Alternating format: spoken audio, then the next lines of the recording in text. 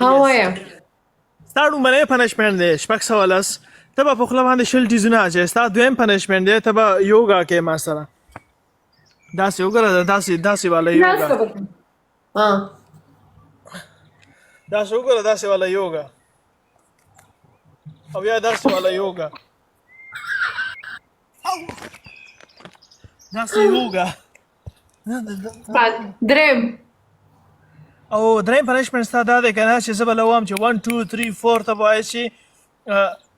69 69 زه به بیا ووایم چې 1 2 3 4 ته به وایې چې 69 69 منظم پنشمنٹ راکا